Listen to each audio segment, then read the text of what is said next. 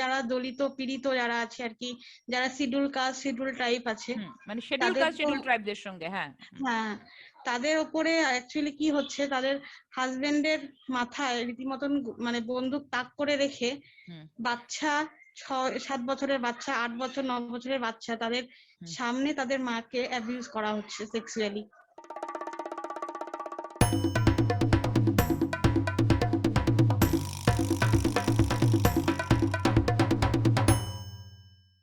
Namaskar. Hi, I'm Gargi, and I'm back again after quite some time with a new video. See, I have been continuously talking about the violence that has been unleashed upon the people in Bengal.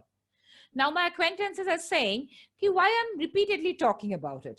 Yes, I will continue talking about it unless tough actions are taken against the culprits and our victims from Bengal get justice and compensation. Today, I have a guest from Bengal, a woman who herself is not only a witness of the violence, but she herself has suffered. She's a victim. Today, she is living in a village nearby her village. She had to leave, come out of her village and live in a nearby village. So she will be talking to us from there. And of course, for security reasons, we cannot disclose her identity on camera. Hats off to her that she has gathered the courage to speak on camera about their sufferings. And those of you who have not subscribed to my channel, please remember to subscribe and listen to the video till the end. And since this is about a woman suffering, do share the video with your friends and family. Try to spread it as much as possible. And obviously, like, share, and subscribe. Okay, so I welcome her. So welcome. আসো, আমার চ্যানেলে আসার জন্য অনেক অনেক ধন্যবাদ। আমি তোমার তো নাম নেব না নিশ্চয়ই। আমি তোমাকে জনৈকা পীড়িতা বলছি, বাংলার একজন পীড়িতা মহিলা।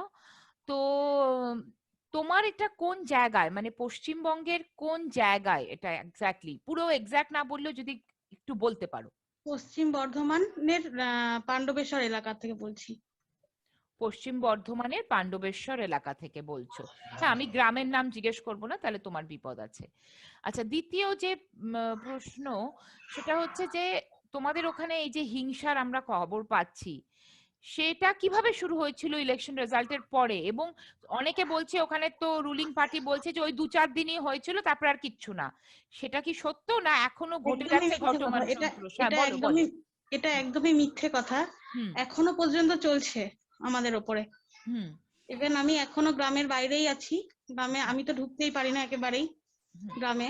আর আমার হাজবেন্ডের কাজ, যেদিনকার আমাদের এখানে 26 তারিখে ভোট ছিল এপ্রিলের, সেদিনটা থেকে কাজ বন্ধ হয়ে গেছে। হ্যাঁ, সেখানে কাজ বন্ধ করে দিয়েছে।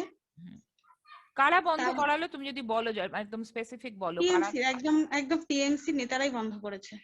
আচ্ছা, টিএমসি নেতারাই বন্ধ করে দিয়েছে। প্লাস এখনো আমাদের গ্রামের মেয়েদের প্রচন্ড অত্যাচার হচ্ছে। হ্যাঁ, প্রচন্ড অত্যাচার হচ্ছে। তুমি শেয়ার করো আমাদের।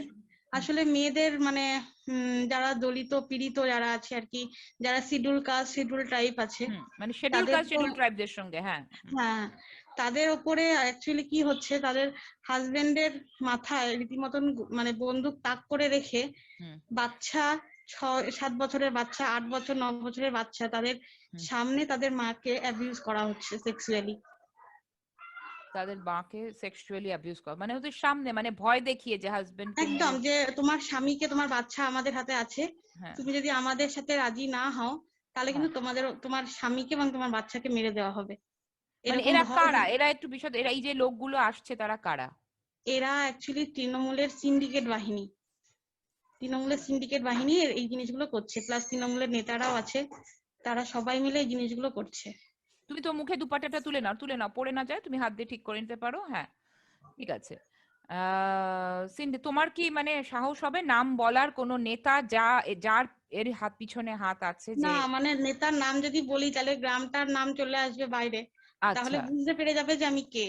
মানে আমরা এতটাই ভয়ে আছি যে আমাদের, আমি বুঝতেই পারছেন যে আমি কেমন ভাবে কথা বলছি, মানে যদি মুখটা বা নামটা যদি বাইরে চলে আসে তাহলে আমারও প্রাণের ভয় থেকে যাবে। নিশ্চয়ই নিশ্চয়ই, তোমারও তো প্রাণের ভয় আছে। আমি সেই জন্যই তো তোমার নাম জানাচ্ছি না, কিছু জানাচ্ছি না। আমি মানে আমি কিছু চেয়েছিলাম মেয়েদের কাছ থেকে যে অন্তত আমি যদি 10, প্রচুর মেয়ে আছে এরকম ভাবে হচ্ছে, সাফার করছে। কতজন এরম সাফার করছে তাও তোমার? মোটামুটি 40-50টা মেয়ে তো এরকম ভাবে সাফার করছেই। মানে ওদের বাড়ি থেকে প্রত্যেকটা, প্রায় রাত্রে ঢুকে আসছে লোকজন? একদম একদম প্রত্যেকদিন নিয়ম করে, মানে একজনের বাড়িতে দেরি হচ্ছে এমন বলবো না, কিন্তু ওদের বাড়িতে নিয়ম করে ওরা ঢুকছে। তো আচ্ছা। ওদেরকে আমি বললাম যে তোরা অন্তত 10-20টা মেয়ে আমার সাথে আয়, তারপর আমি দেখছি কি করা যায়। হিউম্যান রাইটস যখন ছিল এখানে, এখনো আছে, আমি যদি কিছু, ওরা বলছে না আমরা কোনোভাবেই আর কোনো কিছু করতে পারবো না, কারণ এতে যদি কিছু করতে যাই আসলে ওরা ভয় পাচ্ছে সত্যি। হিউম্যান রাইটস চলে যাওয়ার পরে তো ওদেরকে এখানেই থাকতে হবে, যার জন্য ওরা ভয় পাচ্ছে। আমি জানি না ওদের মেয়েগুলোকে আমি কিভাবে বাঁচাবো। তুমি কি মানে বিজেপির একেবারে কি মানে কর্মরত ছিল, মানে আমি কার্যকর্তা অ্যাকচুয়ালি ছিল? আমি একদম কার্যকর্তা মানে সামনাসামনি ছিলাম না, আমার কিছু ছেলে ছিল তারাই সামনাসামনি ছিল। প্লাস আমরা মানে গ্রামে যে খুব ভাবে প্রচার বা কিছু সেরকম ভাবে আমরা করিনি, তা সত্ত্বেও আমাদের গ্রামটা জিতে গেছে। মানে যেহেতু আমাদের মানে ইয়েতে মানে ইয়ে লোকসভা ভোটের পর থেকে আমাদের গ্রামের উপর অত্যাচার চলছিল, মানে যার জন্য আমরা ঠিক লোকসভাতেও মতো। তোমাদের গ্রামে বিজেপি জিতেছিল? হ্যাঁ হ্যাঁ হ্যাঁ হ্যাঁ। আর অত্যাচারটা কে করছে, মানে টিএমসির লোকেরাই? একদম টিএমসি লোকেরাই সব, মানে মানে লোকসভা ভোটে আজ 2.5 বছর হলো, 2 বছর 2 মাস হলো আমার 21টা ছেলে বাইরে আছে, তার মধ্যে 9জন ছেলে আছে জেলে, আর 12 জন আছে বাইরে। বাইরে মানে কি ওরা পালিয়ে বেড়াচ্ছে? পালিয়ে বেড়াচ্ছে না, আমি একটু ভুল বলে ফেললাম, আমার 12টা ছেলে জেলে আছে, 9টা ছেলে পালিয়ে বেড়াচ্ছে। তার মধ্যে 11 মানে একটা ছেলে যে জেলে ছিল, তার মধ্যে একজন ছেলে মানে জেলে থাকাকালীনই একবার জেল একবার হসপিটাল, একবার জেল একবার হসপিটাল করে এই কিছুদিন আগে সে মারা গেল। আচ্ছা, এরা কেন, মানে এদেরকে জেলে পাঠালো কেন, কিভাবে, কি কারণে এদেরকে পাঠালো? জেলে পাঠিয়েছিল মিথ্যে কেস দিয়ে, পুলিশ মারার মিথ্যে কেস দিয়ে এদেরকে জেলে পাঠানো হয়েছিল। আচ্ছা, মানে আর এখনো শুনেছি যে ধরো কেউ যদি কমপ্লেন করতে চায়, এই মেয়েগুলো কি পুলিশের কাছে কমপ্লেন করার চেষ্টা করে? একদম না একদম না, সবসময় পুলিশ থানাতে সবসময় তৃণমূলের লোকেরা বসে আছে, কে কমপ্লেন করতে আসছে কে আসছে না এসব জানার জন্য। মানে কমপ্লেন করতে পারছে না তুমি বলছো? না না, কমপ্লেন করতে পারছে না। আমি ওদেরকে বলেছিলাম যে আমি অনলাইন কমপ্লেন করে দিচ্ছি, তো ওরা বলছে যদি বাড়িতে লোক আসে, মানে বাড়িতে যদি কেউ আসে পুলিশ বা কোনো কমিশনের লোক যদি আসে তাহলেও তো আমাদের ভয়। তারাও একটা ভয় ছেলে, পাচ্ছে কেন? যদি আচ্ছা, কমিশনের লোকেরা, এই যে হিউম্যান রাইটস গেল, তারা কি গেছে ওই গ্রামে কথা বলতে? না না, এখান থেকে কোনো কমপ্লেনই তো জমা করেনি, তাহলে আসবে কি করে? এখানে মেয়েরা কমপ্লেন জমা করতেই তো ভয় পাচ্ছে। একটা ছেলের পা ভেঙে গেছে, মেরে পা ভেঙে দিয়েছে, তা সত্ত্বেও তাকে, তার নামে আমরা কমপ্লেনটা করতে পারিনি, সে রাজি হচ্ছে না, কারণ তার ফ্যামিলি আছে, তার সত্ত্বেও? ফ্যামিলির উপরে অ্যাকশন আসবে। তার মানে তুমি বলছো পুলিশ কি পুরোটাই মানে একদম তৃণমূলের কবলে? কোনো একদম তৃণমূলের দলদাস হয়ে ওরা কাজ করছে, তৃণমূল যা বলছে ঠিক তেমন ভাবেই কাজ করছে। কোনো মানে এই যে মেয়েগুলো রেপ, আমি রেপই বলবো, কারণ যদি কারোর স্বামীর মাথায় বন্দুক লাগিয়ে বা এই যে এই অত্যাচার মেয়েগুলোকে সহ্য, মানে এরা কেউ কমপ্লেন করতে পারছে না, কিছু করতে না পারছে না? একদম না, কেউ কমপ্লেন করতে পারছে না, কেউ কমপ্লেন করতে পারছে না। তুমি যেখানে আছো, তুমি তো পাশের গ্রামে আছো, তাহলে পাশের গ্রামে কি অবস্থা? সেখানে তুমি মানে ঠিক মতো আছো, সাবধানে বা ভালোভাবে আছো, বা গ্রামে না, কখনো যেতে? এখানেও ভয় আছে। আচ্ছা পাশের গ্রামে বলতে আমি বেশ খানিকটা দূরে আছি, মানে আচ্ছা। একেবারে পাশের গ্রামে নয়, আমি হ্যাঁ। বেশ খানিকটা দূরের গ্রামে আছি।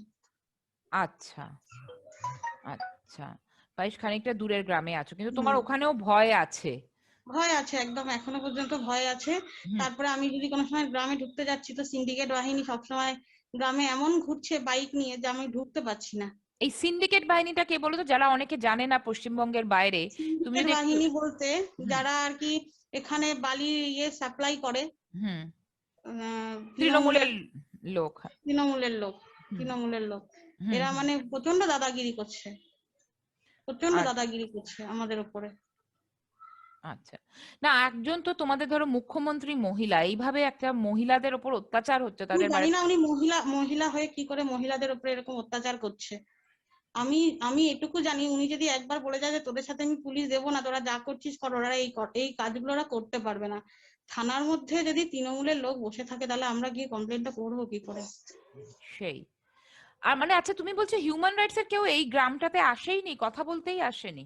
না না না না এই গ্রামে কথা, কিন্তু কথা বলতে আসলে কি মেয়েগুলো মুখ খুলতো, কথা না, বলতো? একদমই না, একদমই না। যার জন্য তো আমরা কমপ্লেনই করতে পারিনি। মেয়েগুলো মুখ খুলবে না, কি করে খুলবে বলুন তো? যদি আপনার পাশ থেকে কেউ বেরিয়ে যায় আর সে বলতে বলতে যায় যে দেখে নেব, কেউ আসলে ঘরে দেখে নেব, তাহলে কি করে আপনি বলবেন? মানে তুমি বলছো যদি কোথাও যায় তাহলে ওরা কি সারাক্ষণ গ্রামে ঘুরছে, এই যে তৃণমূলের একদম সব সময়, দিন রাত সব সময় ওরা বাইক নিয়ে, একটাই কাজ, কেউ বাইক নিয়ে কেউ হেঁটে, সবসময় ওরা ঘুরে বেড়াচ্ছে গ্রামে। আচ্ছা, মানে কেউ যাতে কোনো কমপ্লেন কোথাও গিয়ে কিছু করতে না পারে পাহারাদারি। না না আর এই যে ধরো মিথ্যে, আমি নিজে জানো টাইমস নাওয়েরও কিছু ডিবেটে গেছি, ওখানকার লোকজন আসে তৃণমূলের, রিজু দত্ত বলে, হ্যাঁ সে তো বলছে কিছুই হয়নি, কিছু হচ্ছে না, ওই দুদিন হয়েছিল ইলেকশনের রেজাল্ট বেরোনোর পরে, তারপরে কিছু হয়নি দিদিপা ওগুলো মানে তো অনেকেই। ওগুলো তো চোখে দেখেও না দেখার ভান করছে না ওরা, হুম যার জন্যই এই জিনিসটা হচ্ছে। ওরা তো চোখে দেখতে পাচ্ছে, ওরা তো জানে কি হচ্ছে। হুম। নিজেদের দোষ কি কেউ স্বীকার করে? সেই। তাহলে আমাদের উপরে যেগুলো হচ্ছে সেগুলো কি? সেগুলো অত্যাচার হচ্ছে না তো সেগুলো কি হচ্ছে? একটা মেয়ে, তার উপরে অত্যাচার হওয়া সত্ত্বেও সে কোনো কমপ্লেন করতে পারছে না, তার মানে তার কতটা ভয় আছে, হ্যাঁ, কতটা ভয়ের কারণে সে একটা কমপ্লেন করতে পারছে না। এবং রেগুলার হচ্ছে, তার ছেলে বরের সামনে হচ্ছে, ভয়ঙ্কর একদম একটা। একদম, প্রত্যেকটা দিন প্রত্যেকটা দিন। আচ্ছা, যদি ইভেন আমি অন্য যদি কোনো গ্রামে গিয়ে এই মেয়েগুলো ধরো ওই গ্রাম থেকে বেরিয়ে কোথাও পাশে বা কোনো বড় লিডারের হেল্প নিয়ে, ধরো শুভেন্দু অধিকারী অ্যাকচুয়ালি আমরা কি জানেন শুনেছি। তো, ওরা প্রচন্ড এখন ভয়ে আছে, প্রচন্ড ভয়ে আছে, যার জন্য ওরা কোনোভাবেই হুম। কোনো কিছুর সাথে কিছুই করতে চাইছে না, বলছে যেমন চলছে আমাদের তেমনই চলুক। কিন্তু ধরো তোমরা যতদিন কি কোনো বড় নেতা, মানে ধরো এই যে বিজেপির যারা নেতা, তোমরা তো তাদের জন্য কাজ করেছো, শুভেন্দু অধিকারী বা কেউ কেউ যোগাযোগ করে কাউ হেল্প নিয়ে এরকম চেষ্টা করেছো কি তাদের কাছে তোমাদের এই দেখুন, আমি কষ্টটা? আমি তো চেষ্টা করতে রাজি আছি, কিন্তু কাদেরকে নিয়ে যাব? যাদেরকে নিয়ে যাব তারা যদি বলে যে আমরা আর নেই, আমরা আর পারবো না, তাহলে আমি কাদেরকে নিয়ে গিয়ে যাও, কাদের কাছে নিয়ে যাও? ওরা তো এই জিনিসটাকে মেনে নিচ্ছে, কারণ ওদের কাছে কিছু উপায় নেই। আসলে কিছুটা ওরা ভয়ের কারণে করছে, হুম কিছুটা ওরা মানে দিন হানা দিন খাওয়া মানুষ।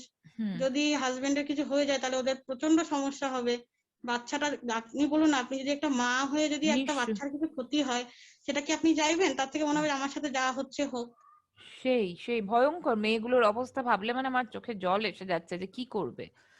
কারণ তুমি এখন কিছু। এখন হুম, এখন বল। বেশি হচ্ছে, মানে যতটা না ওদের ওপর থেকে চাপ এসছে, হুম এখন মানে মারধরটা একটু কম আছে, হুম। কিন্তু এখন যেটা হচ্ছে সেটা মেন্টাল প্রেশারটা প্রচন্ড বাড়িয়ে দিয়েছে ওরা, আচ্ছা।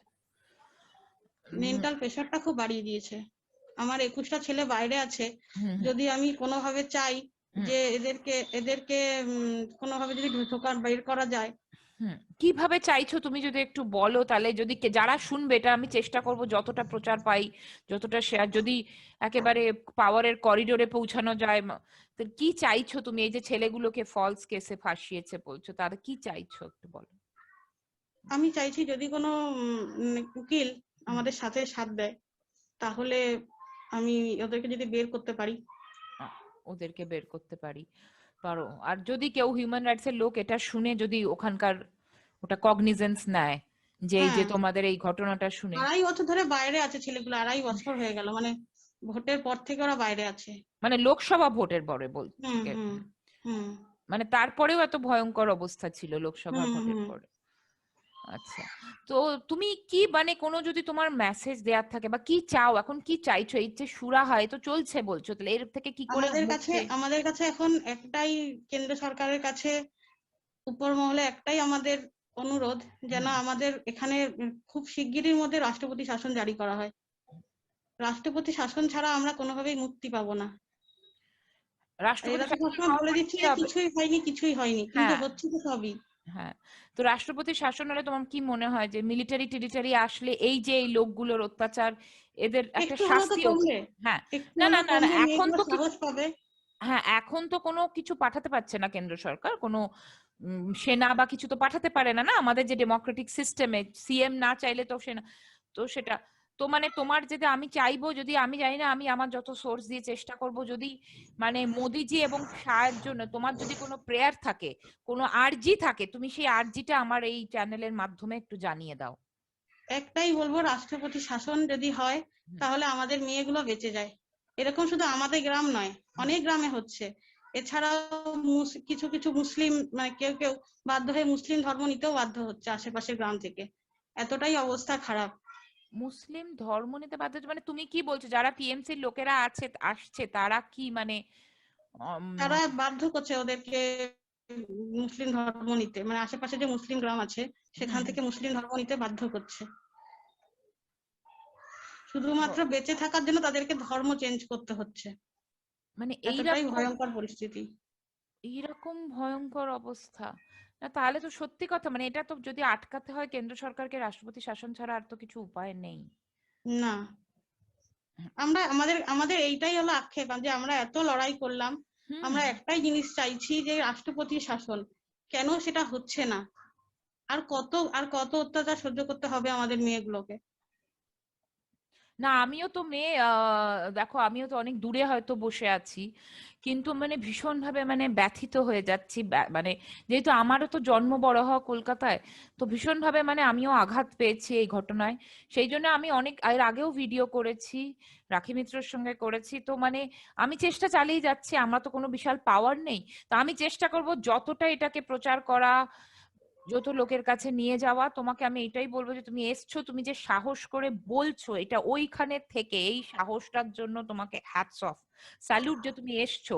হ্যাঁ তোমাকে মুখ ঢাকতে হয়েছে, তোমার নাম আমরা বলতে পারছি না, কিন্তু যে আই স্যালুট ইউ যে তুমি এই সাহসটা গ্যাদার করে আজকে ওই মেয়েদের মাঝখান থেকে তুমি উঠে এসে বলছো। তো কিছু করার নেই, আমার সামনে প্রত্যেকটা মেয়ে কষ্ট পাচ্ছে, সেটা আমি আর সহ্য করতে পারছি না।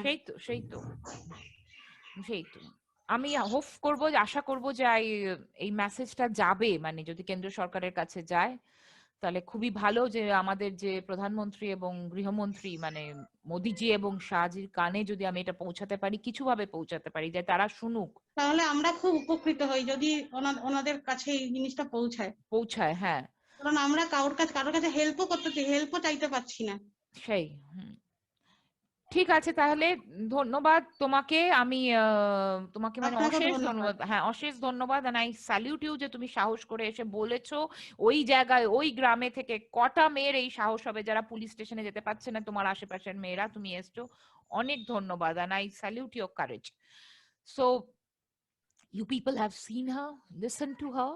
You know, here our concern is not only Bengal. See, elections happen every year in some parts of the country. This is the president said, कि the members of ruling party will unleash violence upon others who have just exercised their electoral choice in a democracy, then this is dangerous. It's dangerous. And my prayer to the Prime Minister, the Home Minister, please, if you can hear us, if you can listen us, please listen to this girl. She's suffering. She's a daughter of your country. आप प्रधानमंत्री जी बेटी बचाओ बेटी पढ़ाओ बोलते हैं, तो हमारे बंगाल के बेटियों को बचाइए। आपको हम पिता समान देखते हैं, you will look up to you. So please take actions before it is too late. Like Abhi, you have also heard that without president's rule, I think nothing can be done. So take tough actions, punish the culprits, and please compensate our victims. Thank you all for listening to our video. And please, you have heard this girl, so we have to spread the message. Kindly share this video as much as you can. So like, share, and subscribe to my channel. Thank you. Namaskar.